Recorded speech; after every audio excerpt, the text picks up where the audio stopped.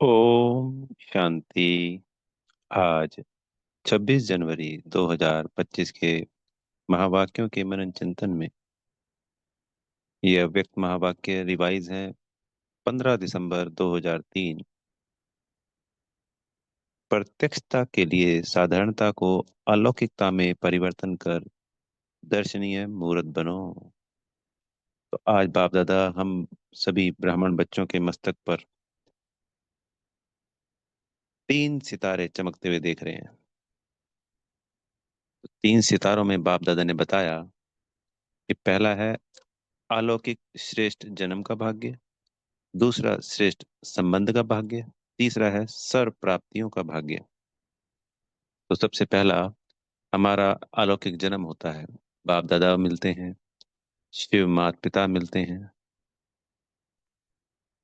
अलौकिक माता पिता भी हैं और पारलौकिक माता पिता। ये हमारा अद्भुत अलौकिक जन्म है।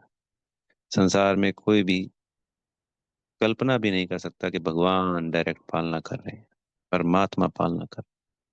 कितनी वंडरफुल बात है। भक्त लोग क्या क्या नहीं कर रहे हैं। आज भी प्रयागराज में हम सब देख रहे हैं, अपनी मुक्ति के लिए तो जा रहे हैं वो लोग। बाबा क्या कहते हैं? Waste of time, waste of money. और हम क्या कह रहे हैं? हम बाबा की गोद में मौज ले रहे हैं, प्रभु पालना ले रहे हैं। स्वयं डायरेक्ट परमात्मा हमें पाल रहे हैं। इतनी अरब आत्माओं में सिर्फ कुछ लाख बच्चे हैं। कितने पद्मा पदम सौभाग्यशाली हैं। स्वयं भाग्य विधाता जो पूरे संसार का भाग्य बनाता है वो हमारा पिता है और वो हमारा भाग्य लिखता है। तो किसी भी पिता को अपने बच्चे का भाग्य लिखने के लिए दिया जाए तो कैसा लिखेगा? वंडरफुल। पुरुषोत्तम संगम युग की प्राप्तियां भी अद्भुत है और सत्युग त्रेता की भी अद्भुत ही है। क्योंकि देने वाला दाता, बनाने वाला दाता स्वयं परमात्मा हमारे पिता हैं। बाबा कहते हैं कि हमेशा इस चीज का नशा खुशी रहती है, इस अलौकिक जन्म का। ये श्रेष्ठ जन्म, कितना भाग्यशाली जन्म है। पद्म पदम सौभाग्यशाली आत्माएं हैं हम। ऐसी विशेष आत्मा सिर्फ हम ही बच्चे हैं बाबा के, और कोई नहीं है। फिर बाबा ने कहा दूसरा है श्रेष्ठ संबंध का भाग्य। सितारे देखे ना 3, तो दूसरा है इसमें बाबा हमारे पिता बनकर, हमारे टीचर बनकर और हमारे सदगुरु बनकर हमारे साथ हैं हर क्षण, हर वक्त। तीनों एक ही में है। बाबा ने कहा सबके जीवन में ये 3 मुख्य संबंध होने जरूरी हैं जीवन को अच्छे से चलाने के लिए। संसार के लौकिक जीवन की बात है तो वहाँ तीनों अलग अलग होते हैं। ज्यादा से ज्यादा कोई टीचर और बाप एक हो गया तो गुरु तो अलग ही होता है। और टीचर बाप भी एक ही क्लास में होगा। पूरे हम शुरू से अंत तक पढ़ते हैं तो अनेकों टीचर तो मिलने ही हैं, तो अलग अलग होते ही होते हैं। और यहाँ पे जो पढ़ाई पढ़ाते हैं टीचर, पिता बन के पालना करी और टीचर बनकर जो हमारा अलौकिक जन्म था वो तो वंडरफुल है ही है।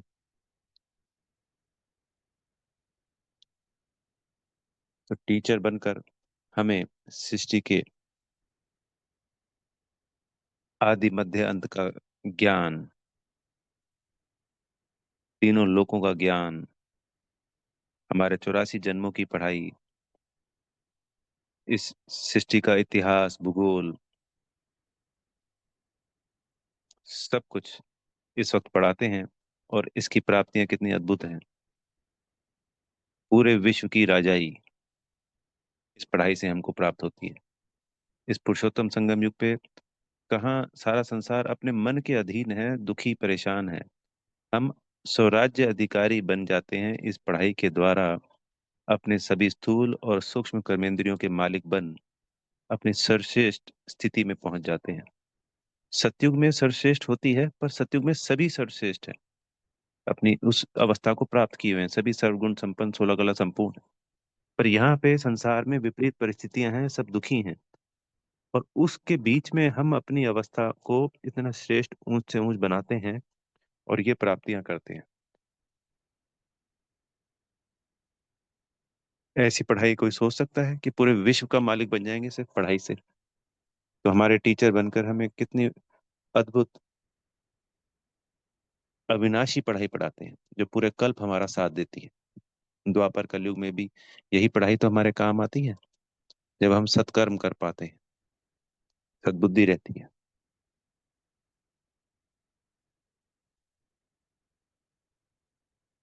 ऐसी पढ़ाई जिससे हमें आज तो स्वराज्य अधिकारी बन गए और बाद में विश्व राज्य अधिकारी बन गए।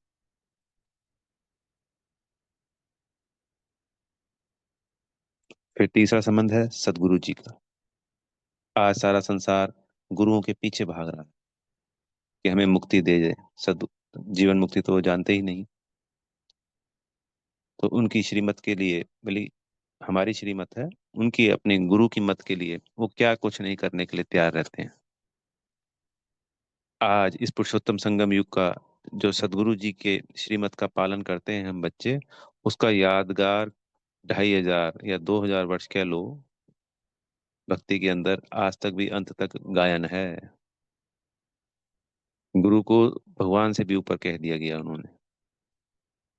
तो वहां तो भगवान ही सब गुरुओं का गुरु, उनकी श्रीमत पर हम मुक्ति, जीवन मुक्ति प्राप्त कर रहे हैं। एक एक श्रीमत पर हमारी पद्मों की कमाई है। बाबा ने कहा हमें चेकिंग करनी है कि कहीं हम इसमें परमत या मनमत तो मिक्स नहीं कर लेते हैं, या कभी श्रीमत और कभी परमत, कभी मनमत पे काम सेवा करते हैं। जो बच्चा बाबा की श्रीमत पे संपूर्ण रीति चलता है, वो हमेशा मौज में रहता है, बाबा की छत्र छाया बनी रहती है। ऐसा नहीं कि वो जो नहीं करता है उसके ऊपर नहीं है। तात्पर्य है कि मान लो गलतियां हो गई तो थोड़ी अवस्था ऊपर नीचे होती है, तो वो जो अनुभूतियां होती हैं उसमें फर्क पड़ जाता है, अनुभव में फर्क पड़ जाता है। पर अगर दिल से, भावना और बुद्धि से श्रीमत का पालन किया जाए, दिल के साथ, तो सदगुरु जी से वरदानों की प्राप्ति होती है। सदा वरदानों की छत्र छाया में रहते हैं। पूरे कल्प ये वरदान हमारे साथ रहते हैं, हमारी रक्षा करते हैं। इन तीन विशेष संबंध जो एक बाबा से है, इसलिए कहा जाता है मेरा तो एक बाबा, दूसरा ना कोई। तो ये हमारा भाग्य का दूसरा सितारा है। और तीसरा सितारा हमारे भाग्य का, बाबा ने कहा, इस सर्व प्राप्तियां, अप्राप्त नहीं कोई वस्तु ब्राह्मणों के खजाने में। अभी हम सभी देखते हैं ये बातें, पर कई बार लगता है कि जब स्थिति परिस्थिति आती है, हमारी स्थिति हिलती है, तब कहते हैं ये कहाँ है, ये तो सिर्फ मुरली की बातें हैं। ऐसा नहीं है। ये सर्व प्राप्तियां हमें पुरुषोत्तम संगम युग पर ही होनी है। सत्युग में हमें कुछ याद नहीं रहेगा। बाबा ने मुरली में जो जो आज 89 ईयर में कहा है, वो सर्व हम इन आंखों से दूसरों के लिए भी देखेंगे, और स्वयं जो जितना पुरुषार्थ करेगा, उस हिसाब से वो उसको अनुभव भी इसी पुरुषोत्तम संगम युग पर ही करेगा। बाबा मिल गया तो उसके अंदर सर्व प्राप्तियां आ गई।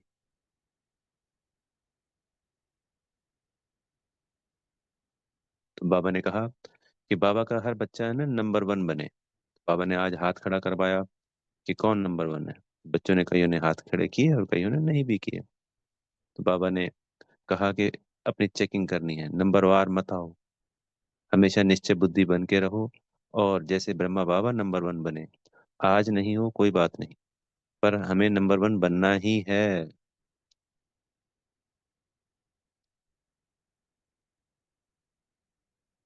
तो जब हम हाथ उठाते हैं तो बाबा हमें हिम्मत देता है, शक्तियां देता है। तो हाथ जरूर उठाना है, और नंबर वन के लिए हमें दिल से पुरुषार्थ करना है, रिजल्ट की चिंता नहीं करनी है। जब हम हमेशा बाबा की श्रीमत को पालन कर और पूर्ण रूप से श्रीमत पे चलेंगे, तो हम बाबा के दिल के नंबर वन बच्चे हैं।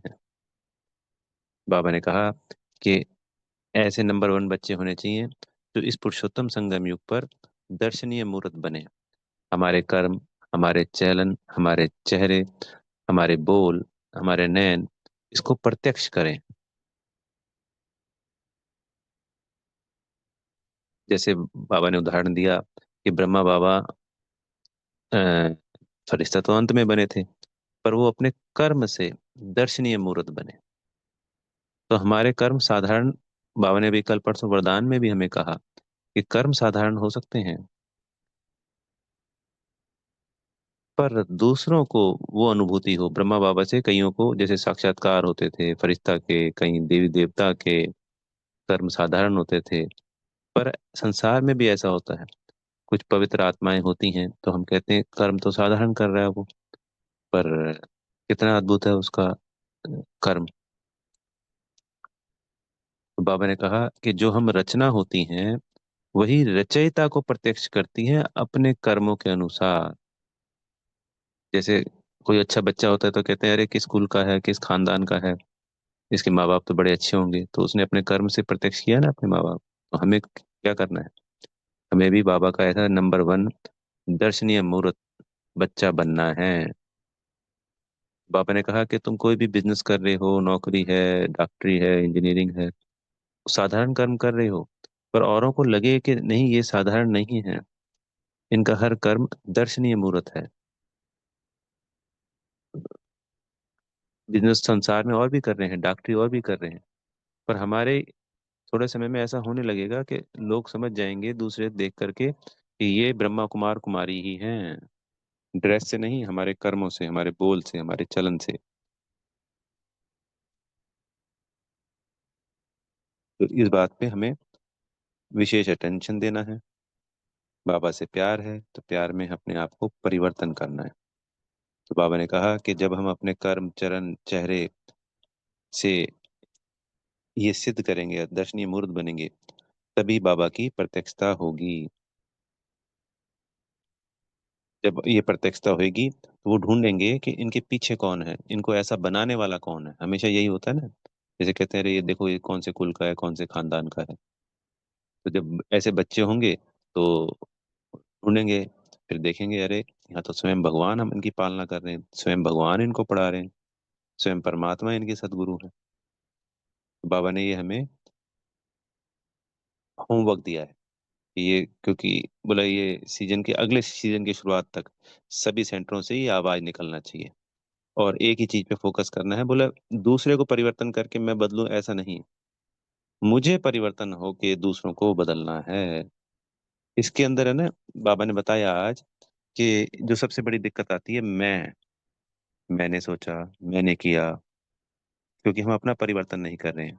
मैं राइट हूँ, मैं ही ठीक हूँ, जो मैं सोच रहा हूँ वही राइट है। तो इस मैंपन के कारण अभिमान आ जाता है और क्रोध भी आ जाता है। तो ये दोनों जो हैं, काम और क्रोध, हमको आगे बढ़ने नहीं देते हैं। बाबा ने कहा ये अच्छी बात है, क्वालिटीज हैं, विशेषताएं हैं, पर ये किसकी हैं, ये सब प्रभु प्रसाद हैं, यानी बाबा की दी हुई विशेषताएं।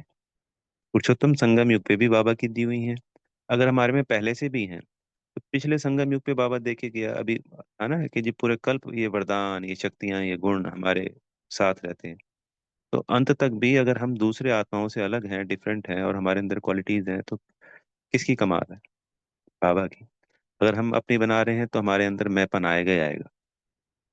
तो इस मैपन से बचने के लिए सब कुछ बाबा का प्रभु प्रसाद। तो कोई भी विशेषता है वो सब बाबा को अर्पण करनी है और अपने मैपन को समाप्त करना है।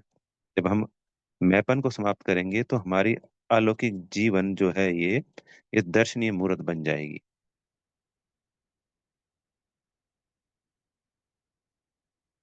तो इसके लिए बाबा ने आज की मुरली में एक और हमें पॉइंट अच्छा पता चला कि पूरा भारत आया हुआ था।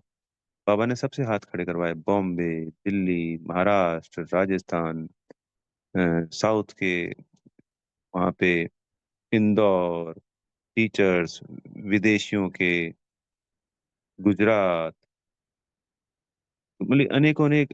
अब तो जैसे एक टर्म में एक ही आता है, यूपी, कर्नाटक,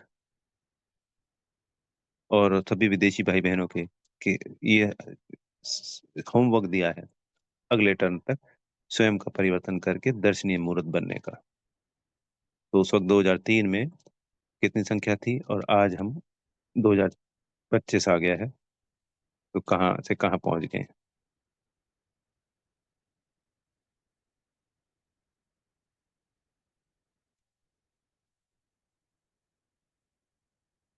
फिर इसके बाद बाबा ने इस परिवर्तन के लिए कि चाहे वो पांडव हैं, चाहे शक्तियां हैं, स्वयं का परिवर्तन करके दूसरों को परिवर्तन करना है, इसके लिए अर्जुन बनना है। अर्जुन वो जो स्वयं को परिवर्तन करे, दूसरों को परिवर्तन करे। वैसे अर्जुन का तात्पर्य बताया हुआ है, ज्ञान को अर्जुन करने वाला। ओटे सो अर्जुन, जो कहते हैं ना पान का बीड़ा उठाना, चैलेंज किया जाता है कि भाई ये काम कौन कर सकता है, तो उसके सामने पान रखे जाते हैं। तो 10-20 लोगों में से जो पान उठा लेता है वो उसका बीड़ा उठाता है। ऐसे ही जो बाबा ने हमें श्रीमत दी है और जो हमें स्वयं का परिवर्तन करने के लिए कहा है, जो इसको ओटेगा यानी कि स्वयं में धारण करेगा, इस चैलेंज को स्वीकार करेगा, और वो अर्जुन कहलाएगा। अर्जुन का तात्पर्य श्री कृष्ण के दिल के सबसे करीब, उसका मित्र, उसका आज्ञाकारी, श्रीमत पे चलने वाला, सखा, शिष्य, बच्चा, सब कुछ है हम बाबा के। श्री कृष्ण कौन यहाँ पे समझाने के लिए है, परम कृष्ण वो जो शिव बाबा हैं। तो हमें क्या बनना है? अर्जुन नंबर 1 बनना है, बोलो बाबा ने, नंबर वार में नहीं आना है। इसके लिए बाबा ने हमें बहुत बहुत बधाइयां दी और शुभकामनाएं दी। फिर आज है ना विंग्स की सेवा में बाबा ने एक बात बताई कि उस वक्त कोई प्रैक्टिकल हुआ होगा कि जो मेडिकल विंग्स वाले थे, हमारी आज के टाइम में लगभग 21-22 विंग थी जहाँ तक हमें ध्यान है। तो मेडिकल विंग्स ने क्या किया कि उस वक्त 2003 में दिखाया होगा कि ये मेडिटेशन से हार्ट की प्रॉब्लम होती नहीं है, अगर होती है तो वो ठीक हो जाती है।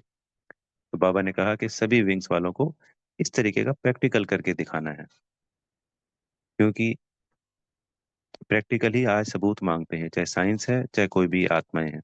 इसमें एक और हमें ध्यान आती है, मुरली में नहीं वैसे ध्यान है कि और जो खेती होती है, खेती में भी किसानों के जो विंग बनी हुई है, तो उनके साथ जाके हमारे ब्रह्मा कुमारी भाई और कई किसान रहे हैं जो ब्रह्मा कुमार कुमारी हैं, तो प्रैक्टिकल करके दिखाया। वाइब्रेशंस दी गई, खाद नहीं दी गई, और ये विदेशी खाद जो होती है यूरिया वगैरह, और वाइब्रेशंस दी गई रोज।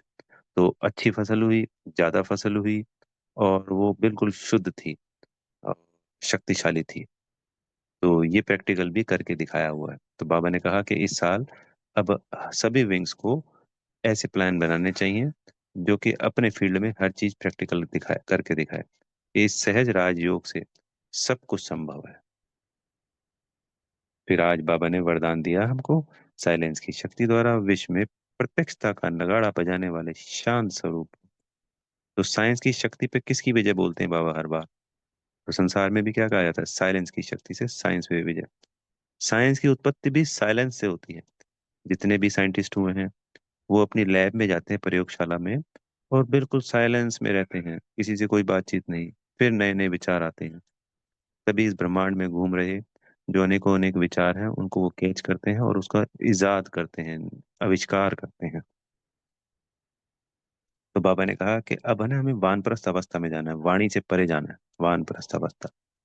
तो उसमें क्या होगा कि जैसे जैसे हमारी अवस्था उसके करीब जाएगी तो हमारी बोलने की इच्छा नहीं होगी।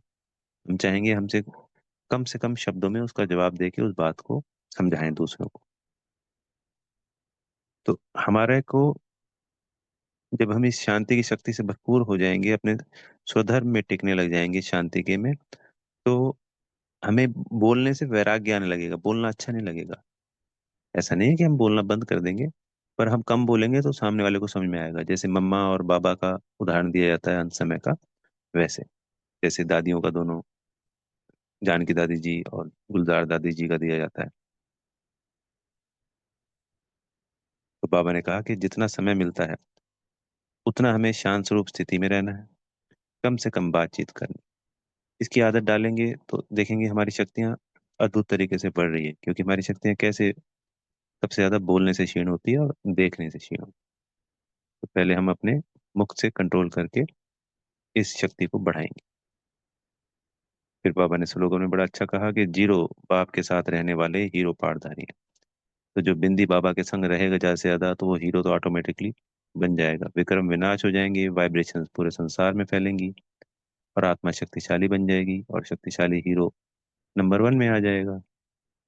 फिर आज मनसा प्रकाश में बाबा ने कहा कि वर्तमान समय विश्व कल्याण करने में सहज साधन अपने शेष संकल्पों की एकाग्रता द्वारा सर्व आत्माओं की भटकती हुई बुद्धि को एकाग्र करना है। तो जैसे जैसे हमारी एकाग्रता की शक्ति बढ़ती जाएगी, इस एकाग्रता की शक्ति से ही सब कुछ इस सहज राजयोग में होता है। जब तक हमारी एकाग्रता नहीं बढ़ती, तब तक प्राप्तियां नहीं हो सकती। हाँ, प्राप्तियां हो रही हैं, हम जो योग कर रहे हैं, हम सुखास दे रहे हैं, सब कुछ है, पर उसकी परसेंटेज में फर्क आ जाता है। मान लीजिए एकाग्रता नहीं है, सुखास दी, उसका रिजल्ट आया 25% समझने के लिए। और वही उतना समय में या उससे कम समय में किसी ने संपूर्ण एकाग्रता के साथ अगर वो शक्तियां दी हैं, तो उसका रिजल्ट 95%, 90%, 75%, 85%। मान ली किसी ने 1 घंटे में 25% कमाया, तो दूसरा एकाग्रता की शक्ति के साथ 15 मिनट में ही 90% कमा लेगा, प्राप्तियां कर लेगा। ये समझने के समझाने के लिए कि एकाग्रता की शक्ति कितनी शक्तिशाली है। वो उदाहरण हम सभी जानते हैं कि धूप में कागज रखा हुआ है तो जल नहीं रहा है, पर लेंस लगा देंगे उसके ऊपर तो जल जाएगा। तो वो एकाग्र हुआ वहां पे शक्ति। तो बाबा हमें कह रहे हैं, हमें स्वयं को पहले एकाग्र होके दूसरों की बुद्धि को भी इस एकाग्रता की शक्ति से एकाग्र करना है और परिवर्तन करना है। अच्छा। ओम शांति। बेहद का धन्यवाद मेरे प्यारे मीठे मीठे बाप दादाजी का, माता पिताजी का, आप सभी आत्मा भाइयों का, और दिल से बेहद की शुभकामनाएं। सदा साइलेंस की शक्ति को बढ़ाकर विश्व में बाबा की प्रत्यक्षता के नगाड़े के लिए निमित्त बने आप सभी, और अपनी एकाग्रता की शक्ति को बढ़ाकर दूसरों की बुद्धि को भी परिवर्तित करने के लिए निमित्त बने। दिल से बेहद की शुभकामनाएं। ओम शांति।